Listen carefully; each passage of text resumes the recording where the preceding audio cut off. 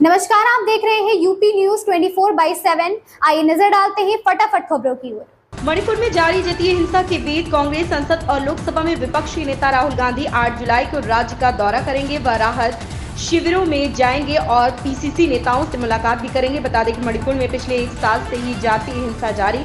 दरअसल मैतेई समुदाय को अनुसूचित जनजाति एसटी का दर्जा दिए जाने की मांग के विरोध में पिछले साल 3 मई को प्रवृत्ति जिलों में आदिवासी एकजुटता मार्च के आयोजन के बाद झड़पें शुरू हुई थी। राज्य में तब से अब तक कम से कम 160 से अधिक लोगों की जान जा चुकी है। हाथरस भगदड़ के बाद सूरजपाल उर्फ भोले बाबा उर्फ नारायण साकार विश्वहरी पहली बार मीडिया के सामने आया। बाबा ने मीडिया के सामने बयान दिया। उसने कहा कि 2 जुलाई की घटना से बहुत दुखी है। बाबा ने कहा कि भगवान हमें इस दर्द को सहने की शक्ति दे। सूरजपाल उर्फ भोले बाबा ने कहा कि कृपया सरकार और प्रशासन पर भरोसा रखें। मुझे विश्वास है कि जिसने भी अराजकता फैलाई है उसे बख्शा नहीं जाएगा। ब्रिटेन के आम चुनाव में 14 साल बाद कंजर्वेटिव पार्टी के शासन का अंत हुआ।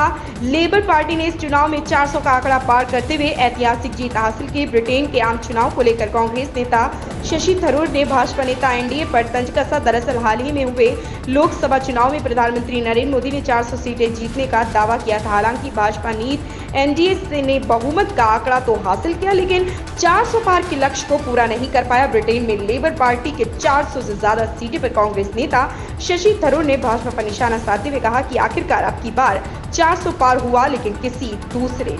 हाथरस में सत्संग के बाद मची भगदड़ मामले में बहुजन समाज पार्टी की प्रमुख मायावती ने बड़ा बयान दिया।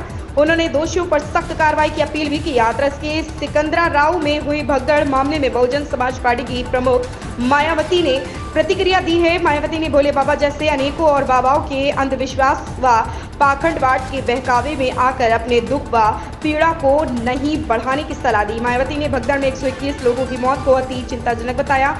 उन्होंने बाबा भोले सहित अन्य जो भी दोषी हैं उनके विरुद्ध सख्त कार्रवाई की जाएगी।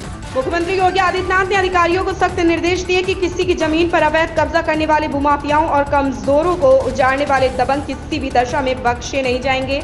उनके खिलाफ जीरो टॉलरेंस की नीति का अनुसरण करते हुए कठोर से कठोर कानूनी कार्रवाई सुनिश्चित की जाए। मुख्यमंत्री ने जमीन कब्जा करने के मामले में तत्काल कार्रवाई करने के निर्देश दिए। सीएम योगी शनिवार सुबह गोरखनाथ मंदिर में आयोजित जनता दर्शन में लोगों की समस्याएं सुन रहे थे। बरेली लखनऊ रेलखंड के रोजा स्टेशन यार्ड में 7 जुलाई से 5 अगस्त तक मेगा ब्लॉक प्रस्तावित है। इसी के चलते 6 ट्रेनों को रूट बदला गया है। इन ट्रेनों का संचालन नई रेल लाइन से किया जाएगा। बरेली से पीलीभीत, मैलानी, सीतापुर होते हुए नई रेल लाइन हाल में ही शुरू की गई।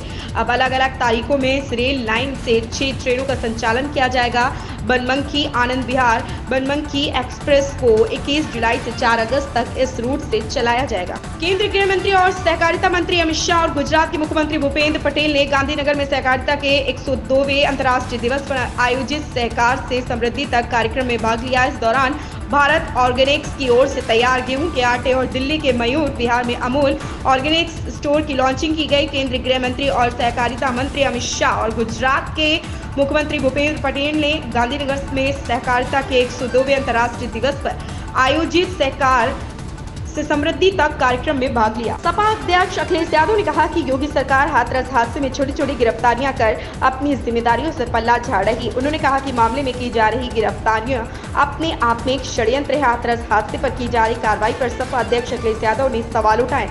उन्होंने कहा कि मामले ये गिरफ्तारियां स्वयं में एक षड्यंत्र है। इन गिरफ्तारियों की तुरंत न्यायिक जांच होनी चाहिए। उन्होंने सोशल मीडिया साइट एक्स पर कहा कि उत्तर प्रदेश शासन प्रशासन हाथरस हादसे में अपनी नाकामी छुपाने के लिए छोटी मोटी गिरफ्तारियां दिखाकर सैकड़ों लोगों की मौत से अपनी जिम्मेदारी का पल्ला झाड़ना चाहता है। T20 विश्व कप विजेता के टीम के सदस्य कुलदीप यादव शुक्रवार देर रात कानपुर अपने घर पहुंचे। यहां उनका जोरदार स्वागत किया गया और ढोल नगाड़े बजाए गए।